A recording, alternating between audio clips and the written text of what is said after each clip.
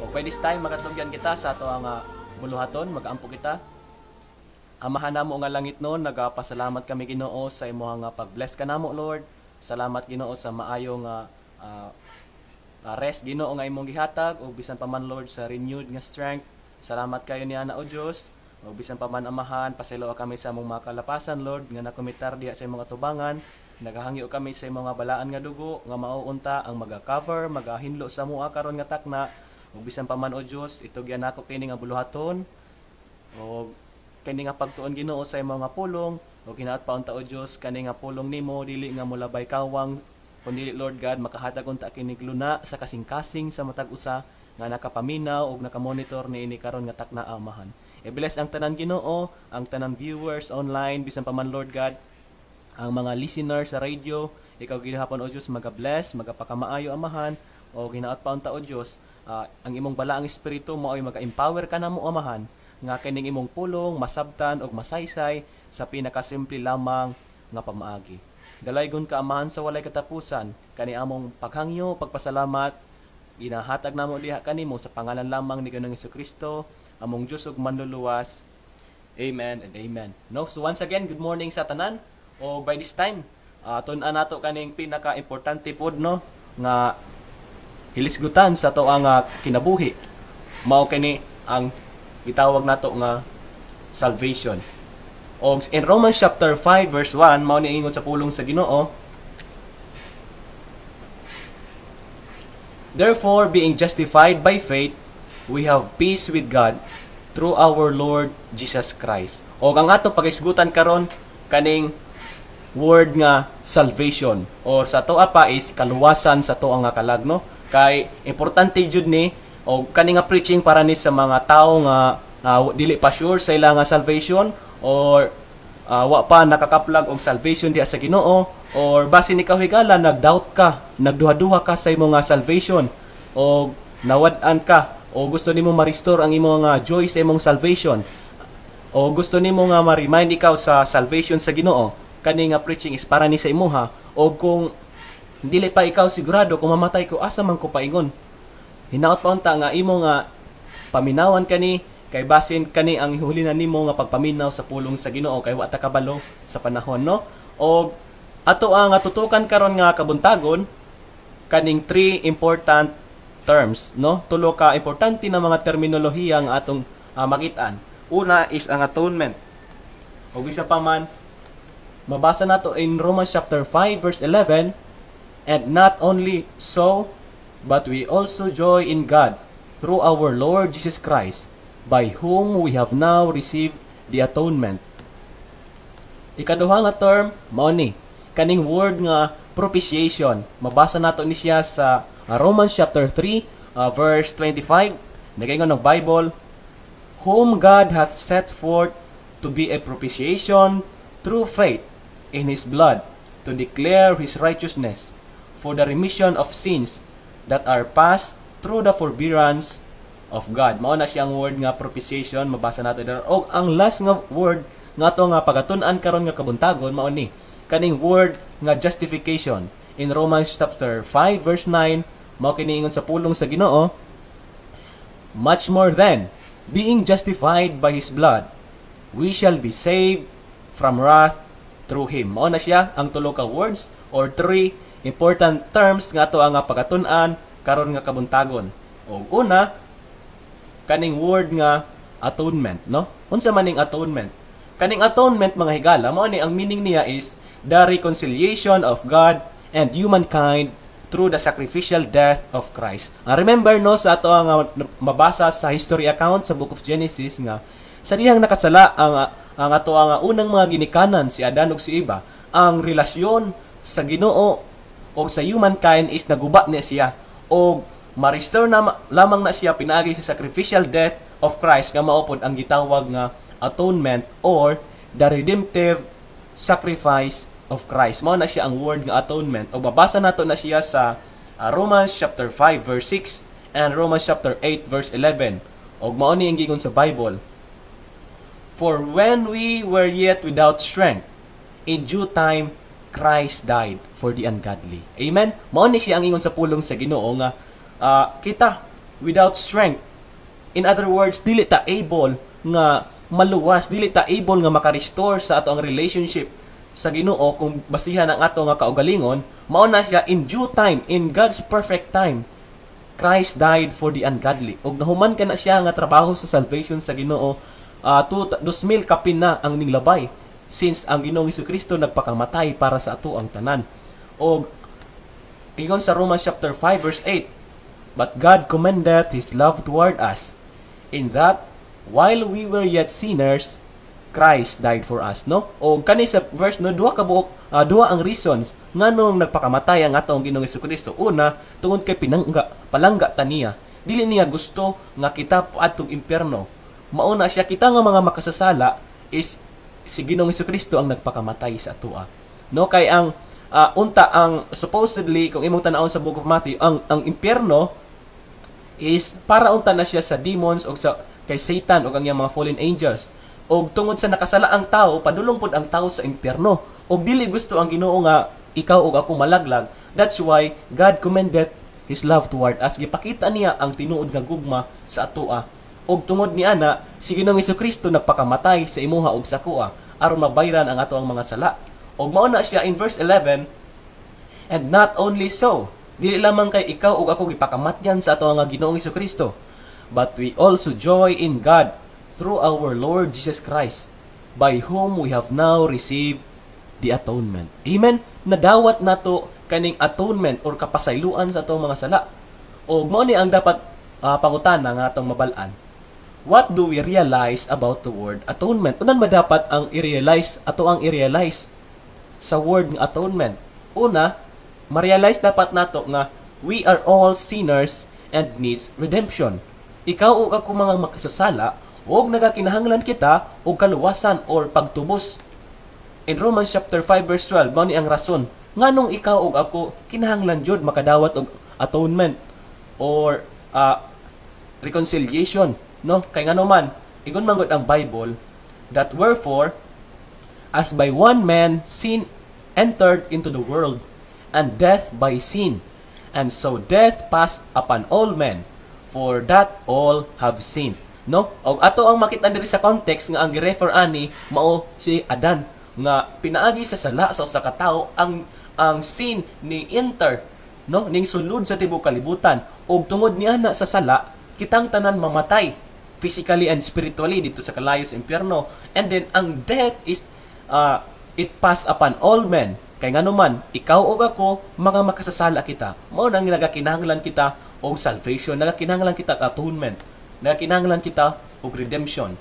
Og dili lamang kay kana, what do we realize about the word atonement is that Christ died for our sins. Amen? Nagpakamatay ang Ginoong Jesucristo para kita maluwas gikan sa ato nga sala, gikan sa silot sa ato nga sala nga mao ang impierno o ang kamatayon. In fact, ingon sa Bible sa 1 Corinthians chapter 15 verse 3, mao ni ingon niya, for I delivered unto you first of all that which I also received, how that Christ died for our sins according to the scriptures.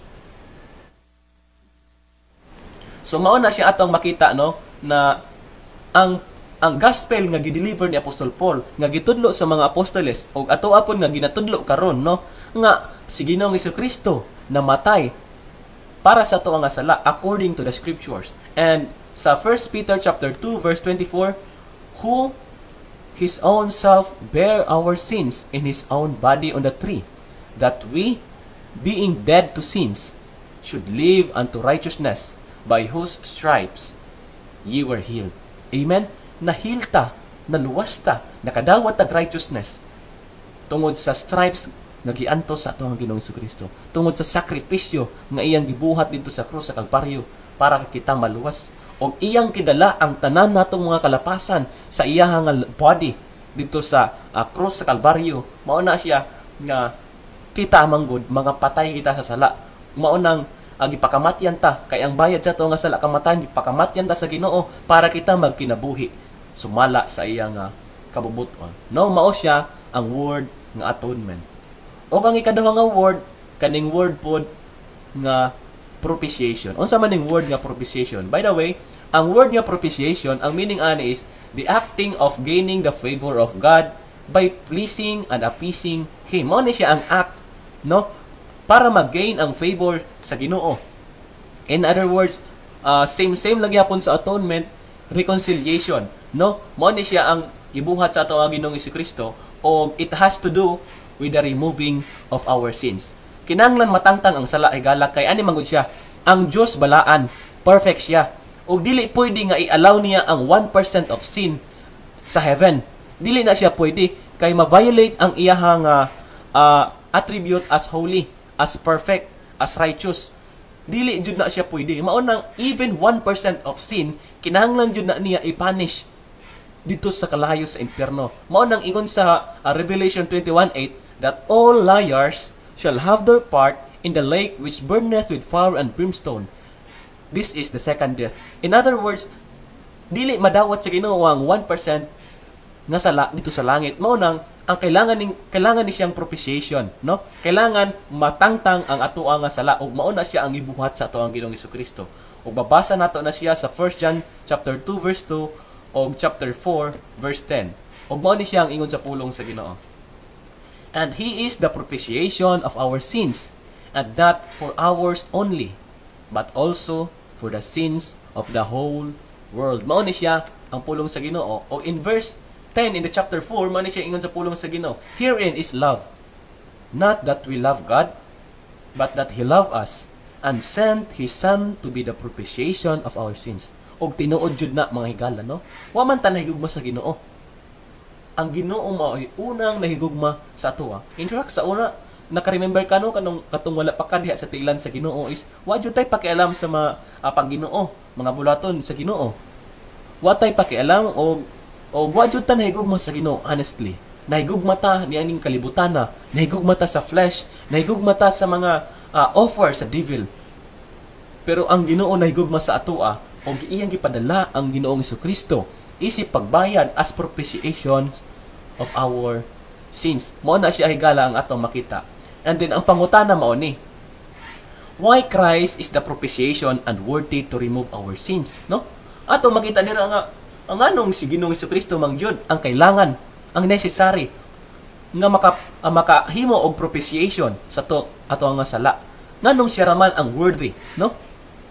Nganong magsugod diay ang Ginoo, nganong ang God man mismo ang magpakamatay, no? Nganong kinahanglan pa man magpakatawo ang God the Son as propitiation of our sins. Ngano man si Jesus Christ lamang ang able because He never sinned. Amen. Wa mong gisala ang Ginoong Jesucristo ug never siya nakasala. Mao nang He is worthy to remove our sins. Able siya, more than able siya nga mag-remove sa ato nga sins.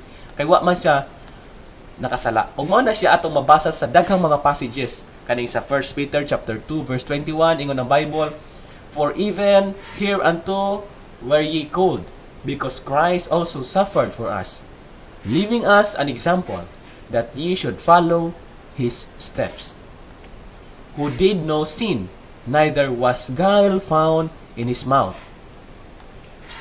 For He hath made Him to be sin for us, who knew no sin, that we might be made the righteousness of God in Him. No? Ang ato nga Ginoong Jesucristo, wa jud siya sala, o wa pud siya nakasala. Pero siya ang nahimong makasasala, para nga kita nga makasasala, madawat nato ang righteousness ni Ginoong Jesucristo ug maatoa, who His own self bare our sins in His own body on the tree, that we, being dead to sins, should live unto righteousness, by whose stripes ye were healed. And ye know that He has manifested to take away our sins, and in Him is no sin. Mao na siya ang description sa Bible concerning sa ato nga Ginoong Jesucristo, no? O in Isaiah chapter 53 verse 4 in the Old Testament, mao ni ingon sa Bible, surely He hath borne our griefs and carried our sorrows, yet we did esteem Him stricken, smitten of God, and afflicted. In verse 5, but He was wounded for our transgressions, He was bruised for our iniquities. The chastisement of our peace was upon Him, and with His stripes ye were healed. No? Katong mga samad sa ato ang Ginoong Jesucristo, mauto siya ang hinungdan. No, ang chastisement of our peace was upon Him. Ang silot nga dapat unta sa tuwa gidawat sa Ginoong Jesucristo. Siya ang ato nga substitute. Ug tungod sa iyang mga stripes, sa iyang mga samad, kitang tanan na nga ayo spiritually. Amen. Tungod sa sacrifice ni Ginoong Jesucristo dito sa cross sa Kalbaryo, kitang tanan makadawat sa kapasayloan sa Ginoo. Tungod sa iyang stripes, kitang tanan na nga nahimong maayo. We all we like sheep have gone astray. We have turned everyone to his own way, and the Lord hath laid on him the iniquity of us all.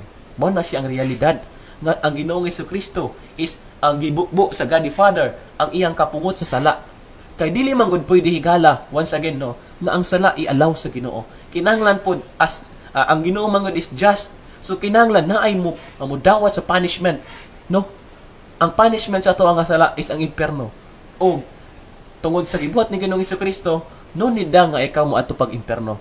Nanuman kay gibayiran na ta sa Ginoong Jesucristo, gipakamatyan na ta niya. Mao ni ingon sa pulong sa Ginoo that the Lord hath laid on him the iniquity of us all. Ug mao na siya sa verse 7 pod, he was oppressed and he was afflicted, yet he opened not his mouth.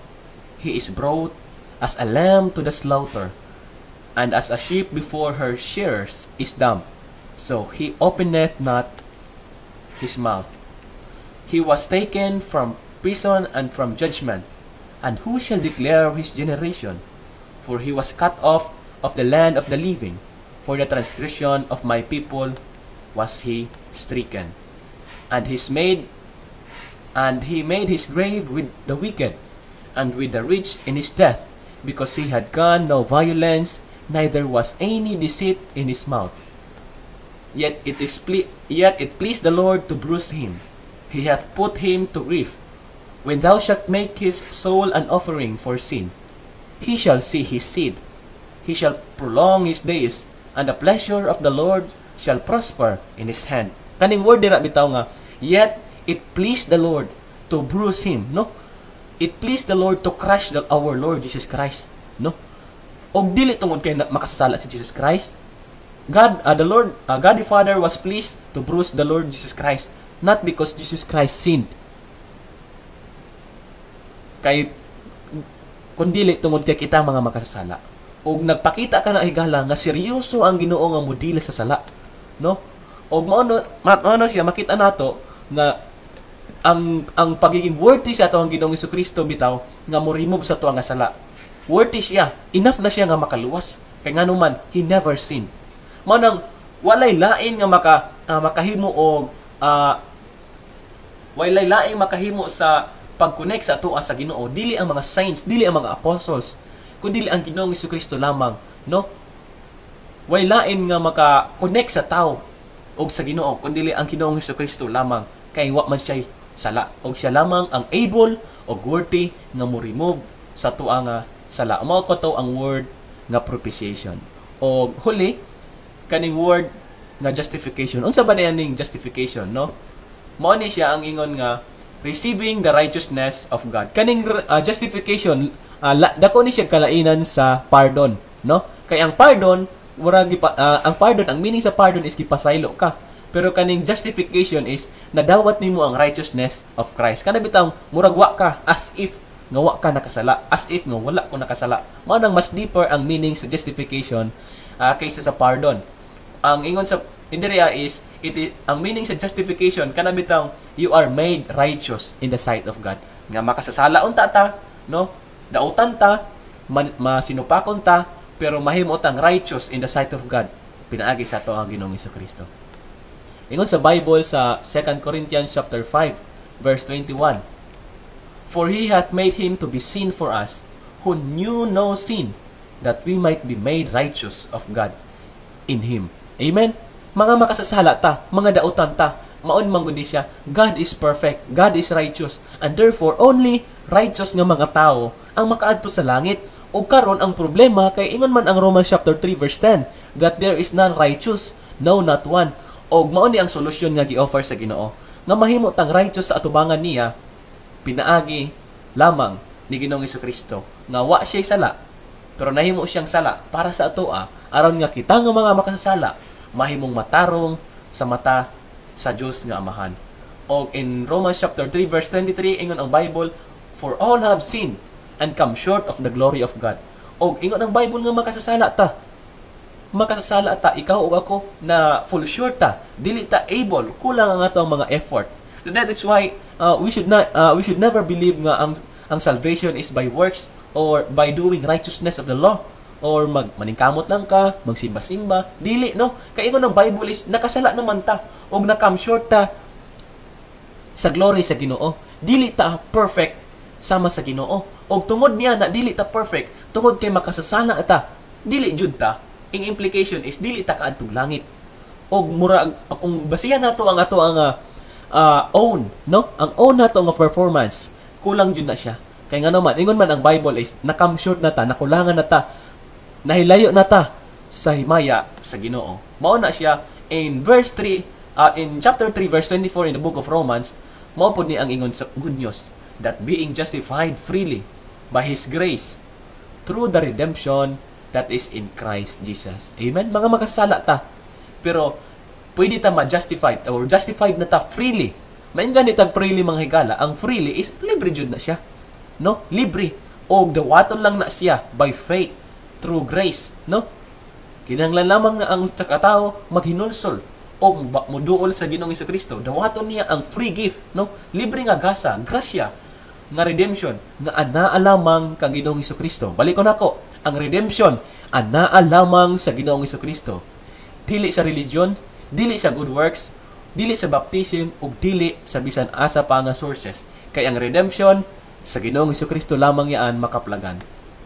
In verse 25, whom God hath set forth to be a propitiation through faith in His blood, to declare His righteousness for the remission of sins that are past, through the forbearance of God. Amen? Mo na ang iyon nga word nga propitiation, through faith in His blood.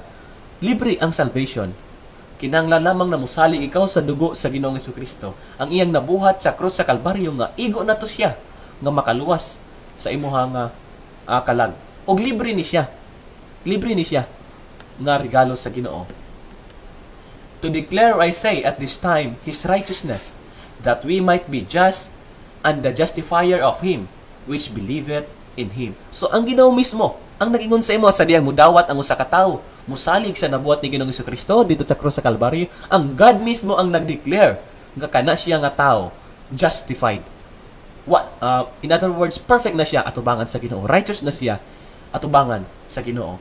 Og mao ni siya ang pinaka the best, that it is our privilege to know that we are saved. Malikon ako ni, ang salvation anaa lamang makaplagan diha sa Ginoong Jesucristo. Dili sa relihiyon, dili sa buhat sa mga tao, no? Dili ang repetitive prayer, kundili anaa lamang sa ato ang Ginoong Jesucristo. Kung ato siyang dawaton, kung imo siyang dawaton, kung dili pa ikaw sure sa imong salvation, nagapromise ang Bible nga kung imo siyang dawaton, imo siyang salikan, maluwas ka gikan sa imong pagkahinukman sa silot. And it is our privilege to know that we are saved. Kay ingon ang Bible nga ang salvation kan Jesus Christ lamang.